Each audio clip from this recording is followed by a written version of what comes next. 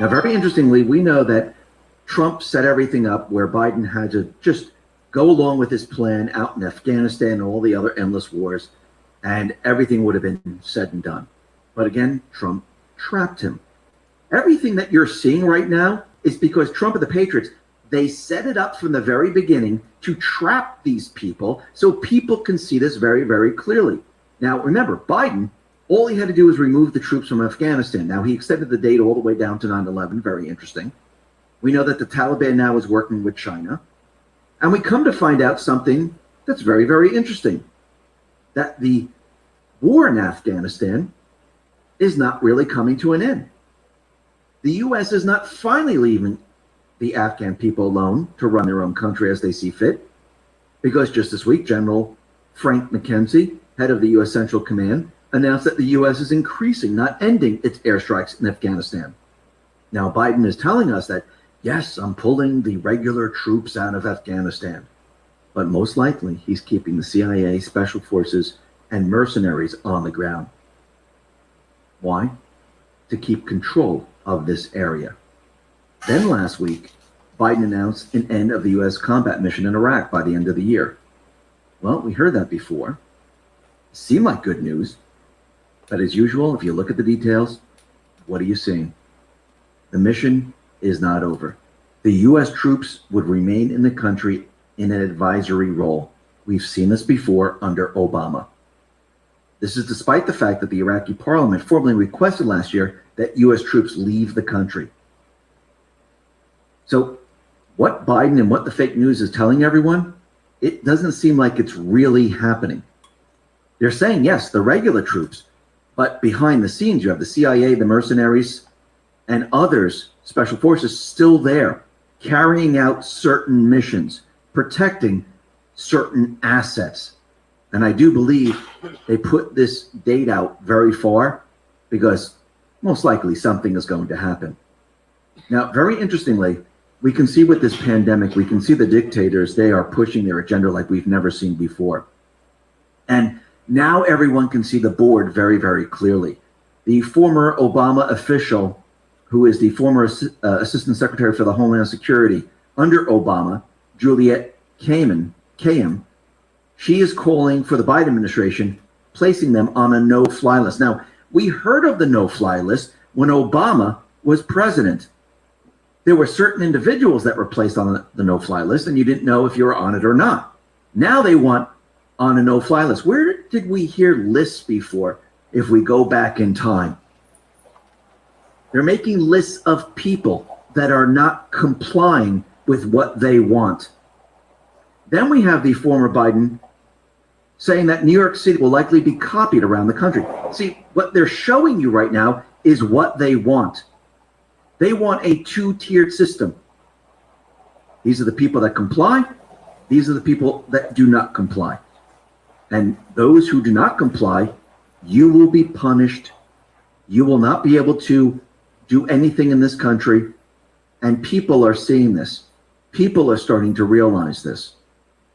Because sometimes you need to see it. You need to experience it. And this is what they do. This is just the first stage. I mean, remember that poem going back in time? It was World War II, where they first came for me, but I didn't really care. Well, it's the same thing that's happening right now. Next, it will be another group. Then it'll be another group. This is what they do. It's the same thing. If you think it's different, as time goes on, you will see them move the goalpost. They always do. Now, what's very interesting, we're starting to see all the countries start to lock down again because this is part of their plan. Remember, it's not just about the elections. It's also about the Great Reset. If the forensic audit comes out and it shows that there's fraud, does this basically destroy their entire narrative? Does it destroy what they're trying to do? Yes, so they have to stop it. So this way, so what they have to do is they have to shut down the world. Because remember, their plan, their end goal is the Great Reset. That is their end goal. And we're seeing Germany, they're beginning to lock down. Israel is starting to lock down again. And what's very interesting is that the Bild editor-in-chief, we told lies, and now we need to tell the truth. And he's out there telling everyone that, yeah, we were pushing propaganda.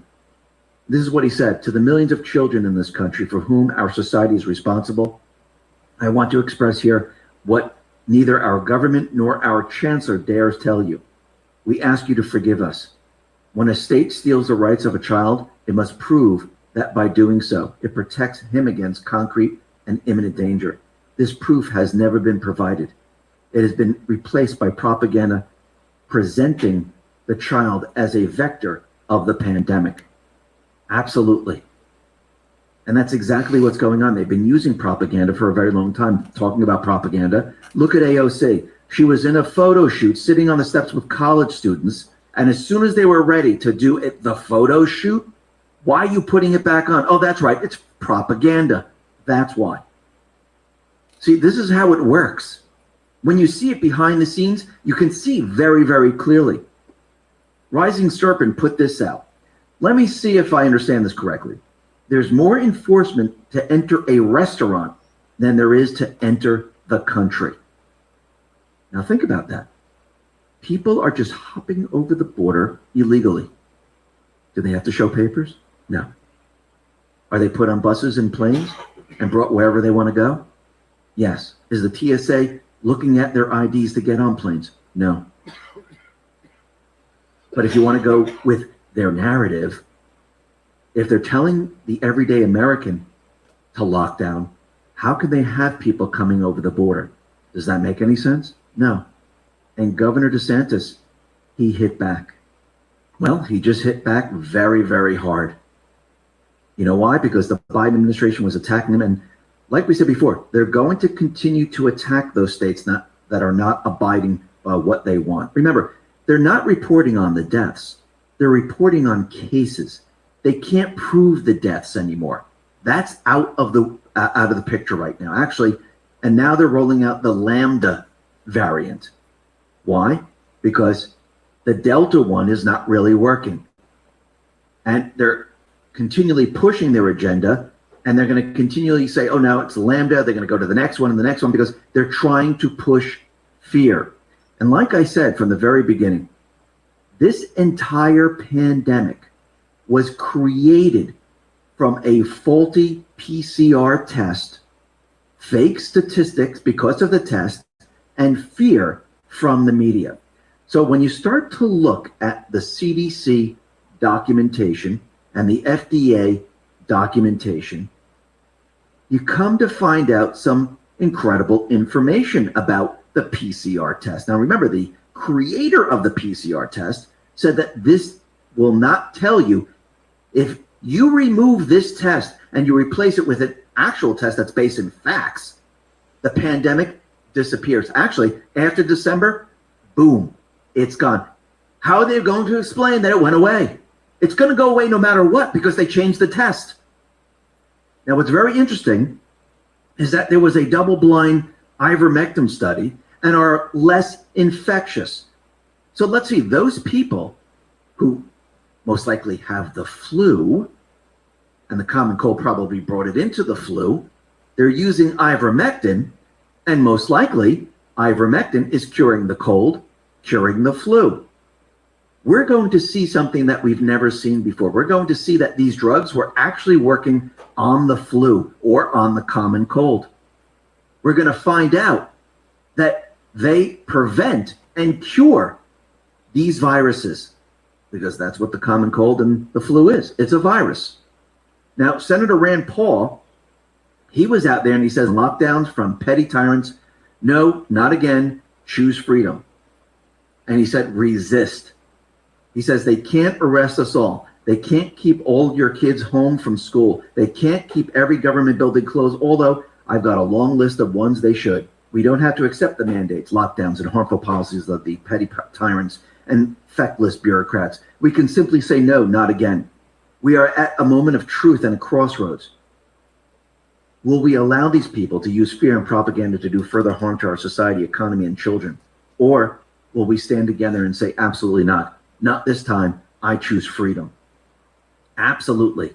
Now on We the Media, they put out this quote from Benjamin Rush, MD, one of the signers of the Declaration of Independence. And it says, Unless we put medical freedom into the Constitution, the time will come when medicine will organize an undercover dictatorship to restrict the art of healing to one class of men and deny equal privilege to others, will be to constitute the bacille of medical science. All such laws are un-American and despotic and have no place in a republic. The Constitution of this republic should make special privileges for medical freedom as well as religious freedom. Absolutely, and we're seeing it today. It's true back then, true now, and it seems that he was right.